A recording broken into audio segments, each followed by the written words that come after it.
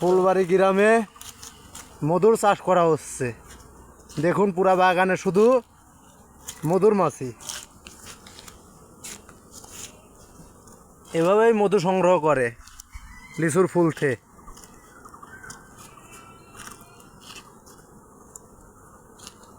পুরা বাগানেই কিন্তু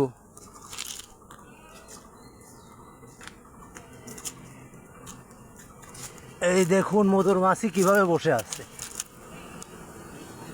দেখতে পারতেছেন?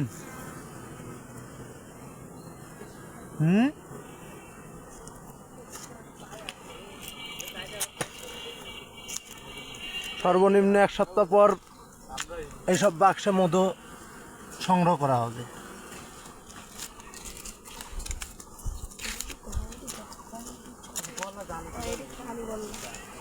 দেখতে পাচ্ছেন এটা তো আছে রানী বল্লা, দেখছেন? রানী বল্লা আরো আছে, কিন্তু এদিকে আরো আছে। পুরা বাগানে কিন্তু শুধু মধুর মাছি।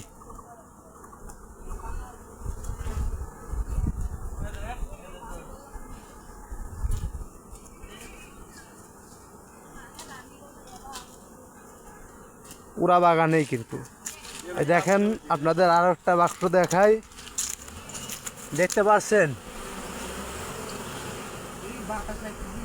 এটা শুধু পাবনা জেলায় সাথিয়া থানায় ফুলবাড়িয়া গ্রামে,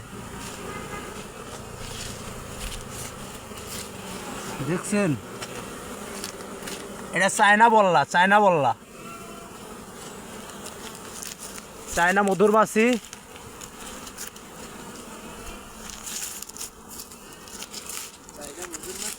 চায়না মধুর মাছি।